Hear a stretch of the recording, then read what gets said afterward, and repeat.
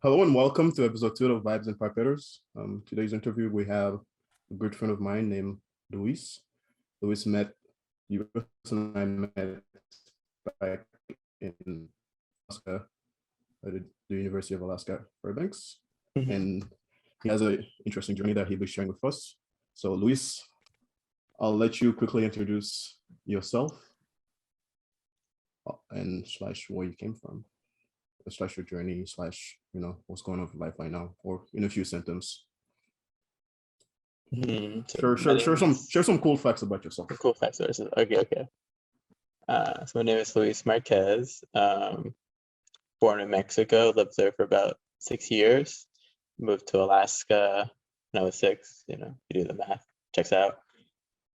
Lived there most of my life until 22, after I got done with my undergraduate degree, and then I moved out east for a master's degree. And now I'm working as a mechanical engineer and medical and product development for medical devices at a consulting company. So you moved from Mexico to Alaska. What was that like, or what drove the move? Or just like opportunities? Opportunities, and at one point, so I was born in Ciudad Juarez, which the easiest way to explain where that is if you know where Texas is and El Paso, it's right across the border. So it's just one city divided by the U.S.-Mexican border, El Paso, Ciudad Juarez. That's that. And a little while later, my mom and I moved over to Tijuana, which is a similar census right across the border from California. And there, my mom met another divorcee who happened to be visiting his daughters. I guess I hit it off, and a while later, we moved up to Alaska. Okay. But I was young, so I don't remember a lot of it, as most young people that age don't remember a lot of what's happening. But yeah, lived there for a while. Did you get into science back in Mexico, or is science kind of became a thing more into as you came to the US? It became more of a thing as my mom's approach to learning English, at least for me, was like, you have to read a lot of books, because as you can imagine, like having a kid read a lot of books is always a good thing, right? But especially as like, I think for a lot of parents, it's like, yeah, if my kid reads a lot, they'll be smart. But then it's also like, well, then if they read in this new language that they have to learn, like that might also be beneficial. And so I think part of it was I gravitated towards one genre I really liked was fantasy, and some of the science stuff seemed like fantasy, I think. Okay. Reflecting back on it, where it's like interstellar travel, or like how the sun works, and it's like, oh, this can't be real. Right? I mean, yeah, some of the stuff, right now, some of the stuff people doing research, you're like, what really, you can do that. So it definitely feels stuff people do in research that gets published, which means other people looked at it and they're like, yeah, this is real. You're like, oh, yeah, they're like, interesting. Yeah. And for your when you went to college, did you pursue a science degree when you went to university? Yeah, so I stayed in Fairbanks. So we had moved to Fairbanks, Alaska, and I stayed there for undergrad at the University of Fairbanks, Alaska, or UAF. And at the time, I'd kind of leading up to that from high school, I wanted to like maybe get into engineering or do like physics or be a doctor, some like shit like that, right? But some of my friends were doing. I started out as general, or on, I forget what the other term is. We like haven't picked yet, undecided or something, undeclared. Undeclared, okay. Yeah, I think after my first semester, I did mechanical engineering because some of my friends were doing that in electrical engineering, and so from there I just stuck to it, and I really liked what you could take away from that. And then as I went through my studies, I found my interest in two interests I had in like my last year of high school was biomedical engineering, which I kept hearing about in a Sunday school. And it was later on that I really decided that I wanted to do fluid mechanics and do something with that, like the intersection of biology, maybe something with like cardiovascular engineering. And so I forgot what the original question was, but yes, I started out as the engineering. That answers your question, Stephen. Yeah, so like somewhere in STEM, pursuing a STEM career. Yeah. Awesome. I think what I guess you did well is that you would explore a lot too, Luis, because the class we took together was what's the class? It was human anatomy. Anatomy and physiology. So although you were working on engineering stuff, you were still kind of, I guess, gearing yourself towards something more biological, Yeah, biology is interesting. I enjoyed it a lot in high school. I took like AP Bio, and I was lucky to have like a good teacher that really liked nurturing people's interests, and I would come up with like I don't want to say dumb questions, but like the left field kind of questions, and I'd have teachers who would say, well, I don't know, but let me get back to you on it. Like I'll spend my own time trying to find the answer. Yeah, that was always good too. Yeah. I feel like to any student, like if you ask a question, professor, and they're like, I don't know, but I'll get back to you. That means a lot. Like you feel valued in a way, right? Because they're like, oh, well, I'll invest more time into finding the answer for you. Yeah, I think part of it is too is like you only value it because you've had enough people just say I don't know and like stop at that. And sometimes like you don't know enough yourself to figure out how to get that answer, like knowing the Google search term, right?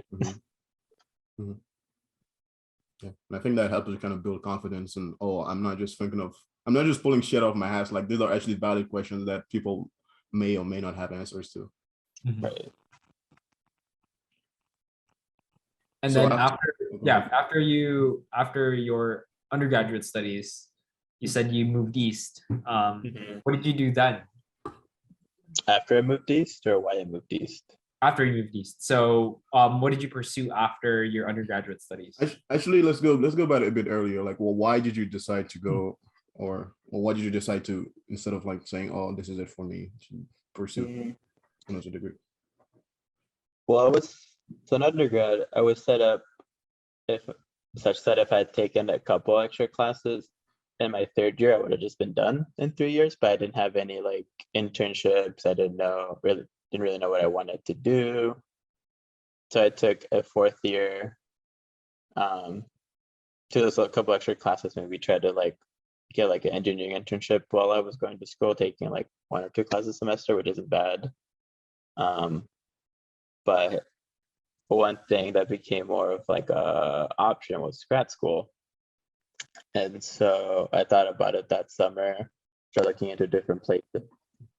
And it wasn't until my senior year that so I applied to 5 different places, but one of them was Brown University, which is where I ended up going.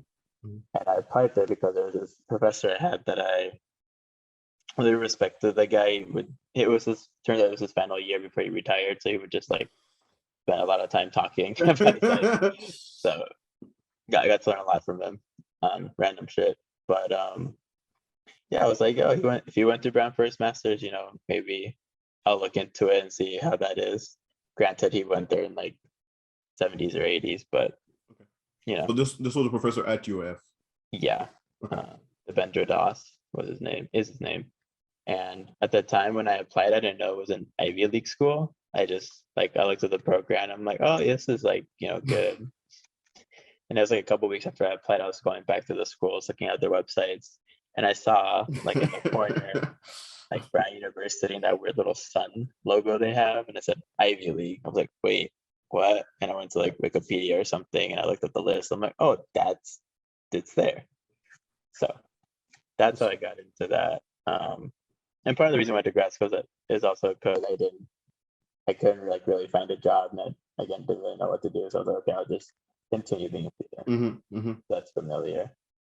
Moved out east to be in the fluid and thermal sciences program in the School of Engineering, which was more just like applied physics at this point. now that I've gone through the courses, that's kind of what it was. But you do get like a lot of good. You build like more upon your foundation as like a engineer who, going through engineering, you just get really good at applying like math and physics to real world problems. And then this was a bit more of the math and physics side and also the application, but it has translated well in what I do now. Okay. So how would you describe, let me see, so you describe your overgraduate journey as, let me quote it. It was all right. I enjoyed the social aspect and the academic aspect, but some of the research aspect was a big mix of good and exciting and bad and slightly troublesome. So could you, I don't know, flesh that out a bit for us?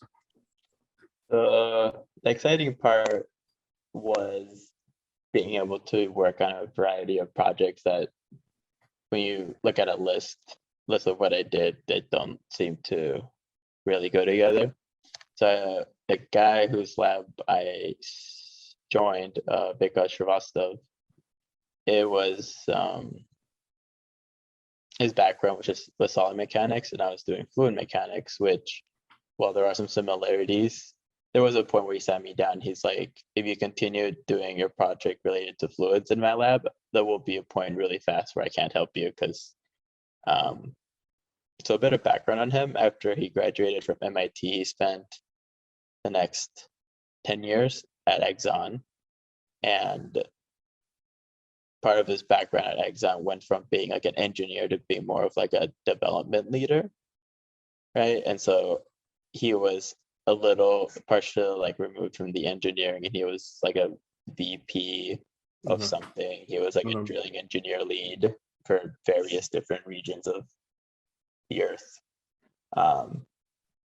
Yeah, so for him going back to academia, from what I could tell, he was still good at a lot of these concepts of solid mechanics that he picked up, or he had to learn during his time at MIT, and I guess a little bit when he was still doing like the nitty gritty engineering work at Exxon, but yeah, like the actual like advanced mathematics that you would associate with like a PhD student doing solid mechanics, which could translate well into fluid mechanics. I think he was a little out of touch with that. So yeah. So going back to that, we both started at Brown at the same year. We started summer 2018. I started in the fall 2018. So it was like a startup lab where it's like kind of messy, or he's trying to get his footing on like what projects to do. Is that the lab that you showed me? Yeah. Okay. That's the lab I was in, like open the door in the basement. Yeah. So while when was that? I think that was while we was doing the preview day. I took some time away and I went to 2019 summer. Yeah. Something like that. To visit. He was at Brown back in preview days. Back, me and Steven were doing the thing, so we just kind of hanged out once in a while. Yeah, we did visit at some point. So to go back to the thing that you mentioned, so were you able to get that expertise that you needed from somebody else, or how did you go about kind of, I don't know, looking for the help that you needed, or you felt like was needed for your project to move forward?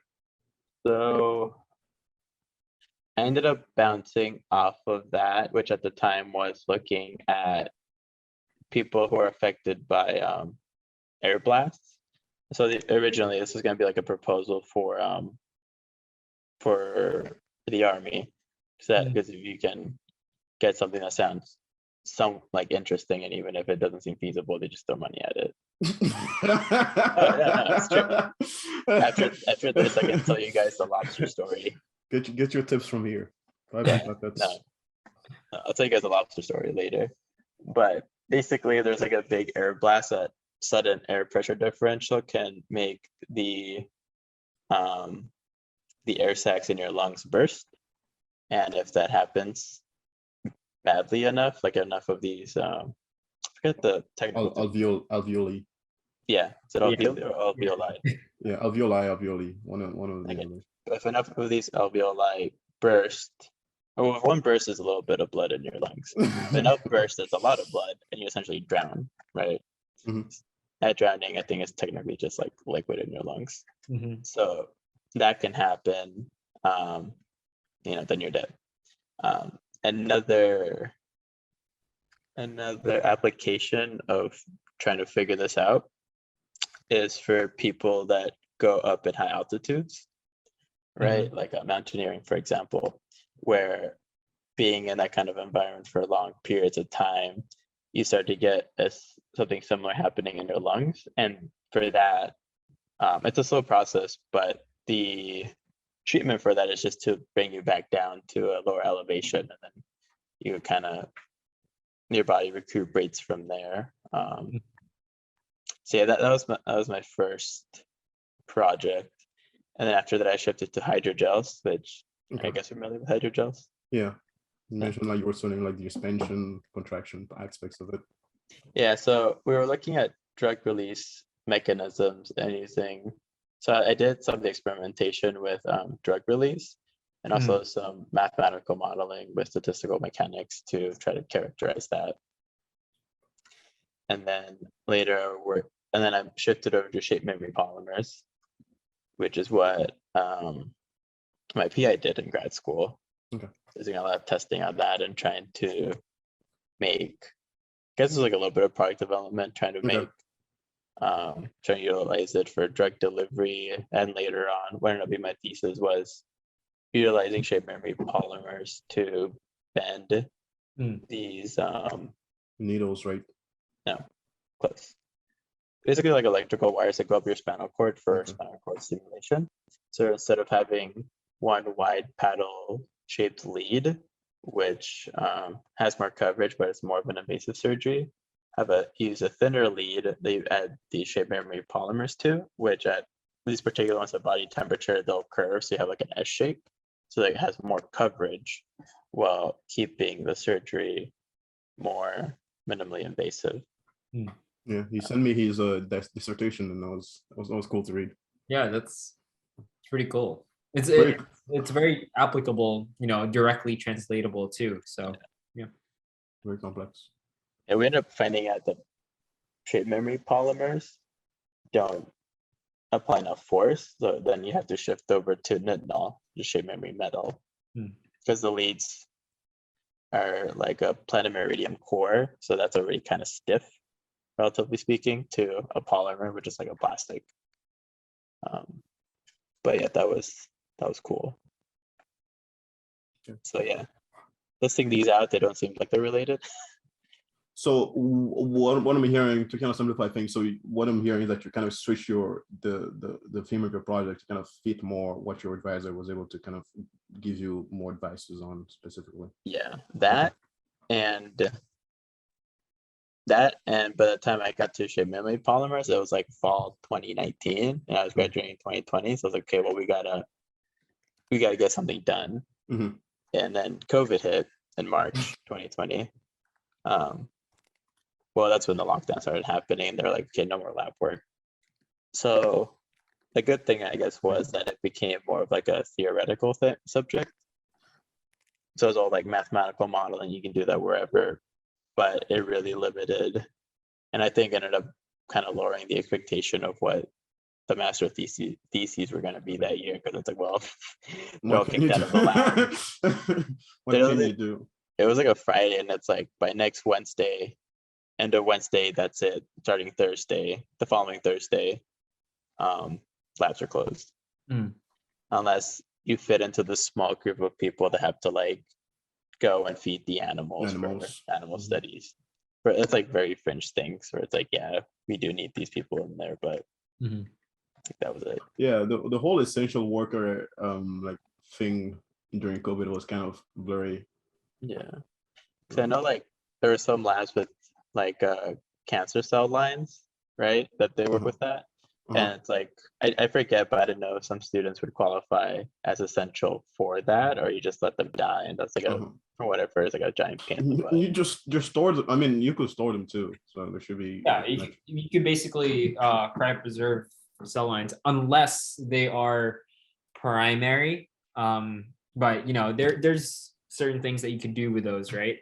The most worrisome with a lot of laboratories within, biomedical sciences are their model system if it involves animals. Because that's where the problem arises, because you have to maintain those things very frequently rather than a in vitro cell line that you can just preserve.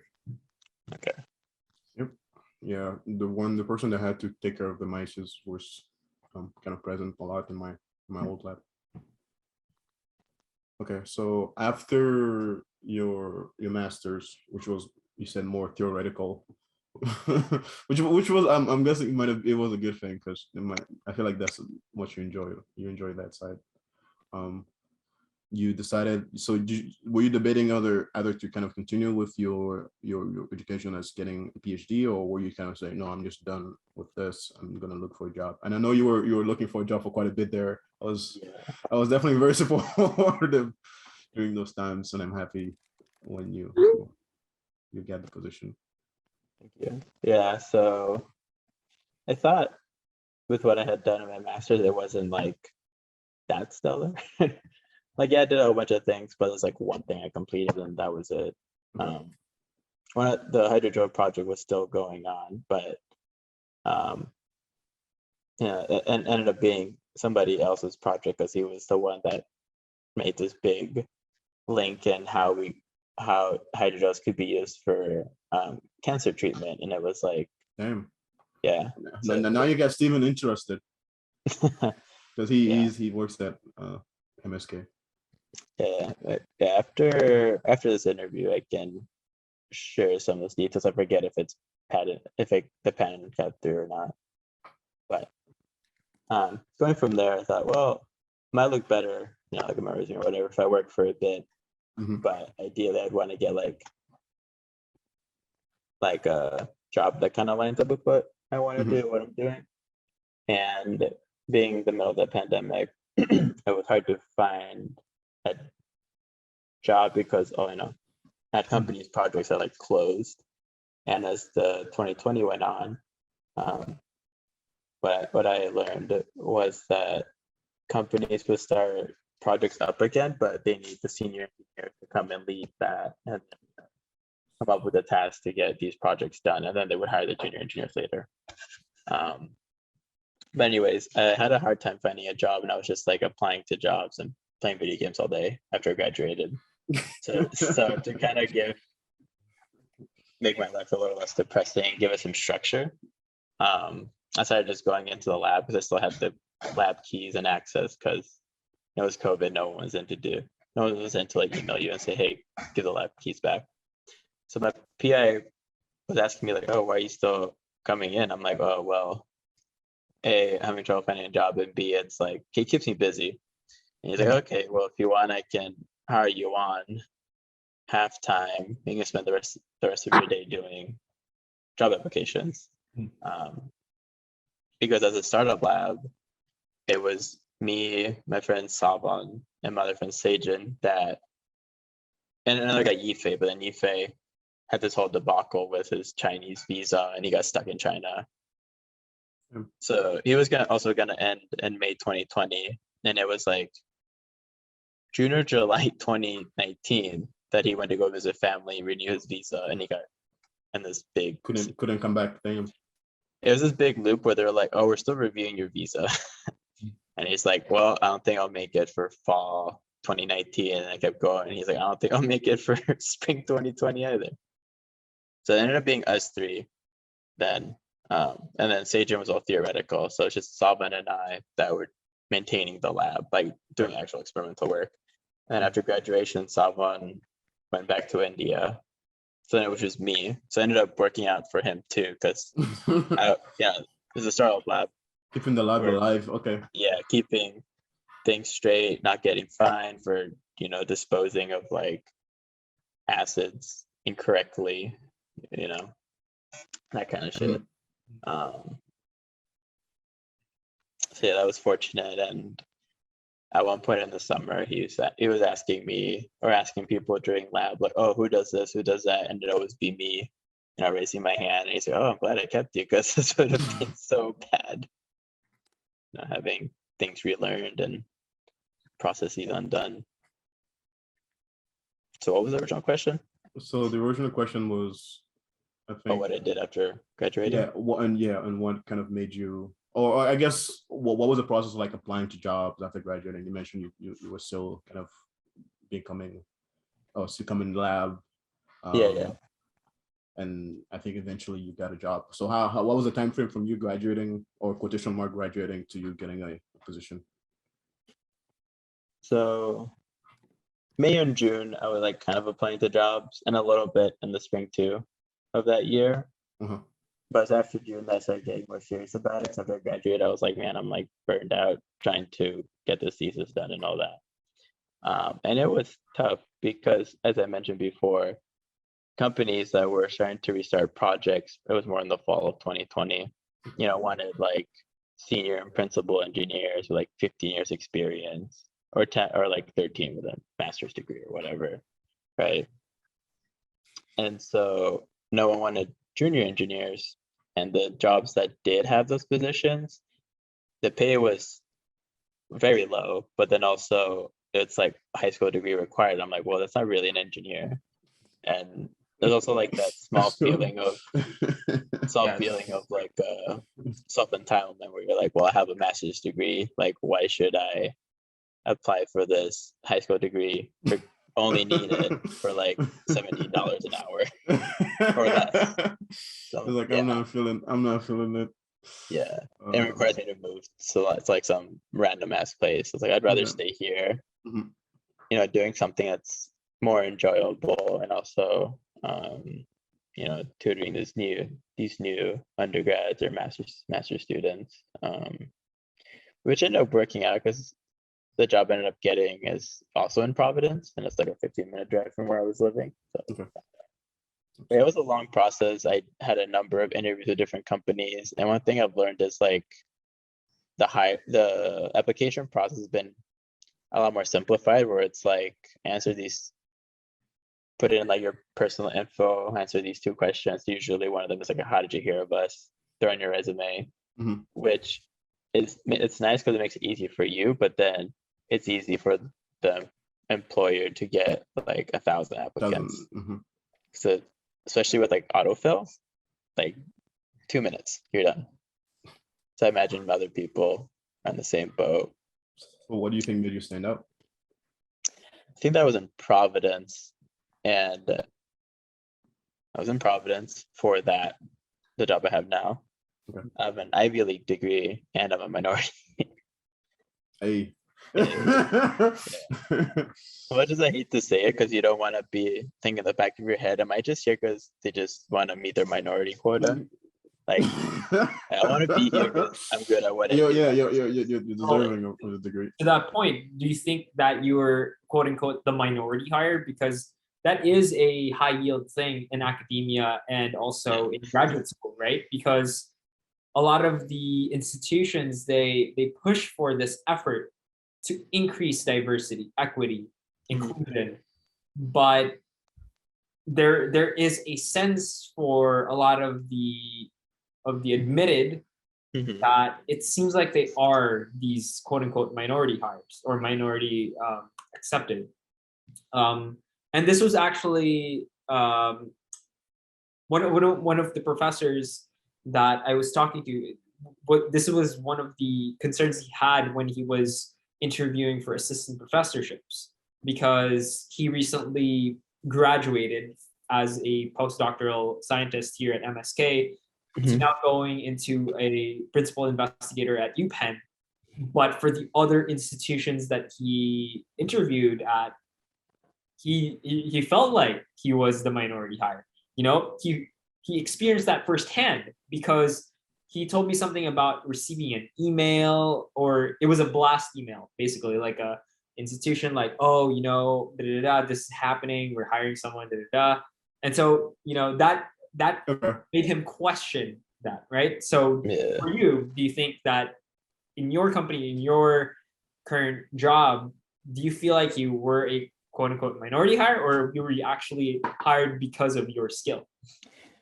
Looking back at it, it might have been a little bit minority hire, but at the time, so the way my company is structured is they introduced a new engineer level called associate engineer. So it's above an intern, but below a regular engineer. So my title is an associate mechanical engineer. If I get promoted, then I'm just a mechanical engineer. Then it's senior and principal. But they had introduced that as for the newer engineers. So that's consulting. So we build people. Those engineers get billed at a lower rate because while they do have the engineering degree, they may not have the experience to just kind of, know some the term, know what a worm screw is, right? Apply that to their designs and whatnot. So looking back at it at the time, there were layoffs in summer 2020, and out of that, they ended up just having 2 associate engineers, both mechanical, and I think they also had 2 other associate engineers that were quality or design assurance. But those seem to always be in hot commodities. I think they were fine. But I think having a master's degree, so getting hired on as an associate at me, and being available at the time where I think projects were starting up again at full force. Because again, it's consulting, right? So if COVID happens, your client loses their funding probably. So then it's oh, well, now we lose this project. So now we have an extra 10 engineers that have no work. So that also factors in.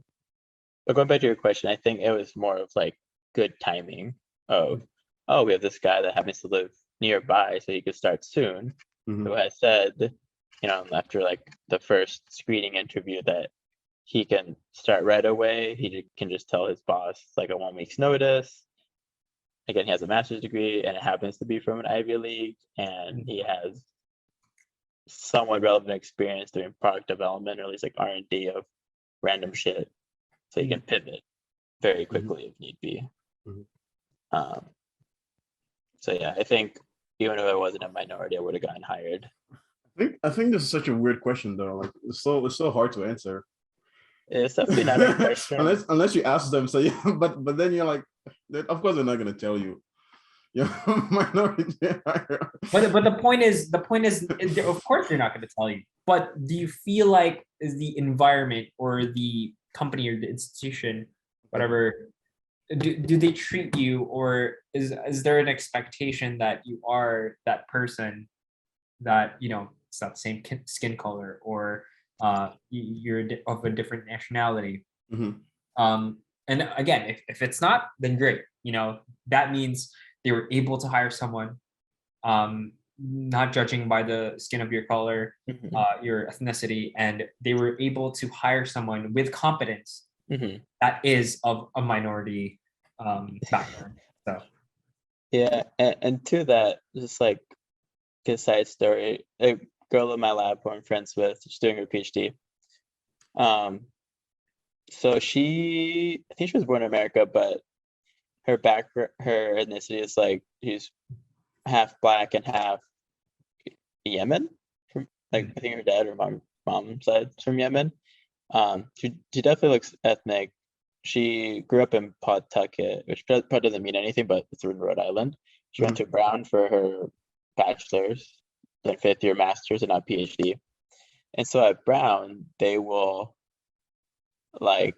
specifically talk people administrative people will ask her hey, can we have you for this photo shoot, right? Or if you just pipetting shit, and it's A, because she looks black, and B, she has very long curly wavy hair. Okay. Right. So she's obviously not white, and they're blatant about it. They're 90% blatant about it, and she hates that because she is smart, right? She didn't just go through that just because she happens to meet the minority quota, but being that blatant about it, or this other girl from undergrad, she was part of SWE, the Society of Women Engineers, and she got asked to go to this I don't want to say exclusive dinner, but also get dinner with other upper administrative people, like the border regions, that kind of shit. Mm-hmm. And when she got there, she realized, oh, it's because I'm a girl engineer that's on SWE, and like that's the only reason I'm one of the few girls here. For it's like a step in or something, but yeah, it's like kind of to your point. There's like instances where it's like a very apparent that you're there for to meet the minority quota, but my company, it was like, no, we needed the associate engineers to just like do the testing and whatnot, and it helps that you have a master's degree, and which can kind of work with what we're trying to do. Okay. Yeah. And the other thing too is like, I don't know, there's just not enough minorities in general going into engineering, so it's always kind of weird seeing these pushes to hire more minorities, and it's like, well, why don't we just try to have more minorities in school so that way the pool gets bigger, kind of thing. All right. All right. Right on. All right. I think I have to step out for a second. Okay. I'll be right back in like 5 minutes. Okay. We'll keep the interview going without Stephen. So let's see. So you've been out of grad school for how many years now? 2 years. 2 years. How's your adjustment been? And slash, what are your current plans? Would you include me working as a researcher as being out of grad school? Yeah. So anything that you're, I guess, not doing with associated with Brown right now. Okay, so I've been away from Brown since January 2021. That's when I got hired. Mhm. And it's nice making a ton of money compared to being a student where you make very little, right? No, very little is an understatement. And then there's also, I've noticed, my PI didn't really push this, but I see it in other labs as well, of like just working a ton, right? Mhm. It's like, seems like 24/7 or almost that is just related to research. But yeah, like at my company, for my position, or just being an engineer in general, it's like get your stuff done and work 40 hours, and You good? yeah, and you're good. And you know, after that, once you get done with your work day, it's like, oh, now I could do whatever. And you know, if you have some weeks where you have to do a little extra because there's some extra work, and I'm salary, so working over 40 hours isn't a big deal unless you're, but then it's also consulting, so it's like, oh, do we build a client for you being slow on something? But that's a whole other thing. But yeah, getting out of school has been interesting because now I have more free time to like pursue other things, or Mhm. you know, you get things such as paid time off, PTO, which is like vacation, but you still get paid, which, you know, some other professions or other jobs don't have that. Okay. That leisure of, because some other places you get unlimited time off, but it's not paid. It's like if you take a week off, that's like half a paycheck, right? It's that kind of thing. But it's been good, and I've been lucky with my consulting job because I get to be put on a variety of projects. Okay. And actually one of like what some people consider an expert, funny enough. So my fluids degree, the other people that have similar experience are principal engineers. And being the associate engineer, I'm like the cheaper option to put on a project Okay. for my knowledge or skill set. Mhm. And so I'll get asked a lot for different things because it's like, you know, rather than bothering the principal engineer that has to like really drive a project forward, we can just ask this guy who's just like probably not doing much. Yeah, so it's opened up some opportunities Nice. for me. Are you enjoying the project that you're encountering, or is it kind of hit or Yeah. miss? Okay. I'm enjoying them, but going back to the future goals part is like I want to do more stuff with like computational mechanics, which I get to do some of it. Yeah. Oh, hello, cat. What's his name again? Cisco, Cisco. There you go. maybe on the counter. But I want to do more stuff with that. And while I do get some opportunity to use like some simulation tools like for the job, at the end of the day, I'm a mechanical engineer who has to design like physical systems, whether it's a thermal module for a PCR machine, right? Which there are some simulation tools you can use, but I still have to like do a lot of like the CAD modeling, the 3D modeling, try to get things created, whether it's 3D printing, machining, and learn all these other facets that if I continue trying to get into computational mechanics, I'll just never use again. So your engineering things, how does the patenting things work in your work? If you come up with an idea, do you get your name on the patent, or is it just the company owns kind of the idea of whatever you're producing? So at bigger companies, your name goes on the patent, but let's say like a Medtronic or Boston Scientific, your name does go on it, but you end up transferring the intellectual property to the company, so then they make money off of it, but you don't. And that's just part of like the job description. Oh, okay. Yeah, so you'll hear about people that say I have 20 patents, which is cool, but they don't get money from it because they signed it off to their employer. And that's just kind of the agreement of working there. With consulting, we sign that off to the client, but we can still get our name on the patent. But it's just like, it's basically the client company, which could be Medtronic if they but you don't get money from it. Yeah, but I can still have something that people can legally look up and say this pen was created, or this pen was like originally from Luis Marquez, Bruce, and Dan. But it was signed off to so and so. That's a good thing to know. It's kind of like a academic paper where you don't get money off of it, but it's like there's like a paper trail saying this is originally their intellectual property. They came up with this, and so.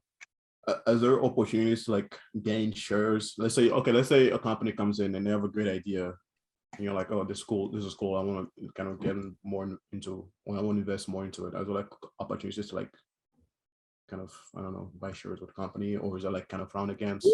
I'm just curious. I don't think okay, you never looked into it, or they don't. No words. Everything goes. Yeah. So from a legal point of view, I don't think it was in my contract because in this consulting, one thing we have to sign is like an NDA of like, what we're working on is in Zymedica's. It's part of the client's intellectual property, so don't tell people about it. And people do, but it's just one of those things where if it happens to get back to you, there happens to be you're good covering my company's ass. But to your point, there's nothing legal as far as I can remember saying you can't do it. Okay. Right. But outside of that, I don't know how that would work. Yeah, because a lot of clients aren't public, right? They're privately held or owned companies. So if I wanted to buy part of their company, I would have to know the client or the owner. Yeah, I can't just go on, Ameritrade or Robinhood and be like, hey, we're not doing ads for them yet. So they haven't paid us to the ads yet. So we're working on ways there. Yeah, but I wouldn't just go on a public stock exchange and just buy something. And go. Makes sense. All right, I have one last question. Steven, do you have any more questions? No, I mean, I think you covered it. It was just funny because when I saw that you were in consulting, I was watching this video with Steve Jobs, and he had a very stark opinion on consulting, because his biggest concern with, and I think you kind of addressed this a little earlier when I got back, but is people who are in consulting, his main concern is that, yes, while you are able to provide consultation knowledge base on a particular product, on a particular industry, once that thing that you give to your client now is in fruition, you yourself don't have ownership of anything rather than the information that you gave them. And I think that was one of it's a great point, right? Because ultimately it would be nice to have a tangible thing that you've done with your own ideas. Mhm. But I guess within the realm of consulting, you are just providing your intellect. Steven just wants to have his name on everything he does. That's Oh, no, it's not that. It's not that. Sure. I think it's important to make a mark for yourself, Yeah, because without a doubt. if you're talking about lineage and legacy, right? You want to be able to pass on something to your children, your grandchildren, et cetera, et cetera. Mhm. So I think that's just one thing that you know, to think about as we progress through life. True. You're right. I guess so was that a question or a comment? No, that was more of a comment than a Yeah, question. that's more of a comment, because we largely addressed that, right? So Yeah. from what Luis was talking about with the patents that they provide for their Mhm. clients, that you can still have a paper trail or a trace of Thanks. the intellectual property that he once had but is now passed on. Mhm. Yeah, and it's just like one little extra layer of my original example where you work for Apple and you do come up with a patent, but at the end of the day, part of your job contract is like, I will sign this off to you, as opposed to like I came up with this in my garage and I own it. I don't own this to anybody. Or even patents at school. So I remember at UAF, if you came up with some novel design and prototyped it and you used UAF's resources like their machining, their 3D printers, like sufficiently enough, then UAF gets a say in it too. Like any money you make from it also goes to them. And I imagine it's similar at other Institutions, academic probably. institutions. Yeah. Probably. I mean, in academia, you publish your work, though if you're monetizing a thing, that goes into territory of patenting. And actually that patenting is actually high yield, at least within my work, because I am in a biomedical engineering lab. So creating drug platforms, creating novel technologies, etc., to address cancer problems. And so a lot of the people that have been working with or are still working with my PI at the moment, they patent their stuff. It's for their own good, and they are able to take claim from what they invent. It reminds me of a conference I went to where a lot of the professors presenting with sort of a disclaimer, and it's like, this is based off of work that started in my lab, but then me and some students made this company to continue it, as you said, monetize it. Yep. And here's 3 companies that is related to. I'm like, oh wow, this is this is like every other presentation by professors conference. Yeah, it's quite popular here too.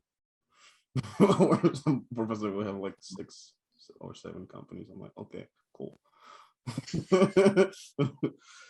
So I guess a last questions or last remark. So you've been, how old are you now? 26, 7? Yeah, just turned 26. Happy birthday. So you've lived, I guess, what is like a quarter of a century. If you could look back at you, I don't know, before you started undergrad or you during COVID, like what advice would you give yourself, your younger self? Good one. I'd say plan ahead better. I've gotten better at that, but like part of it is like when you plan ahead, you have to confront problems that may arise, right? And some people don't want to confront these problems yet. Mm-hmm. Right? It's like figuring out the logistics of going on vacation in a country you've never been to before. Like it makes you confront problems of like, where are you gonna stay? Do they accept US dollars? Probably not. What will you have to learn enough of the local language to get by, or are you just going to like the UK where you can just use English? Right. And it's problems that you're gonna have to, try to solve anyways at some point, but it's a lot better to do it when you have time rather than last minute of like, oh, my plane's leaving next week and I don't know where I'm gonna be staying, kind of shit. Yeah. So that was something I wish I had done at least a little more into grad school. Because I think I would have maybe have joined a different lab and then gone to computational fluid dynamics more. Okay. Springboard into a PhD program rather than doing a whole bunch of random stuff, and then which works with what I do now, but not necessarily what I want to do in the future. Okay. This has been great, and that's a great advice. Planning ahead. I mean, procrastination is a thing. Yeah, it doesn't necessarily have to be super in depth. It could be as simple as like it's your junior year in college, and you're like, what do I want to do after I graduate? Get a job. It's like, okay, yeah, but like, what kind of job? Do you want to just be an engineering technician? You know, do you want to do product development, like power tools? Maybe there's a guy from UAF that went into guns, big gun fan, right? But that's as an like, engineer. Okay. yeah, mechanical engineer. But yeah, that doesn't have to be in depth. It can just be enough of a guidance that later, say when you're applying to jobs, you know what jobs to look for as opposed to applying to whatever you can find on Indeed or whatever website. We're not sponsored by Whatever Indeed. website. Yeah, we're not advertising yet, so we gotta chill. We can advertise later once they pay us. But I think that's a great point. But also, it's hard to plan ahead because you're moving in like this new space where you're not really seeing anybody that kind of looks like you. So you're not just coming into a space. You're like, oh, this person's doing this cool thing. I wonder what's like to. Is there space in that workspace for me as a minority, as a person, which is kind of hard to kind of envisioning yourself doing because you're not seeing anybody really doing, or anybody that looks like you're doing what you want to do. But those are all good advice, and I appreciate you and the time that you spend. Always this nice interview. So thank you very much. Yeah, thank you for having me, guys.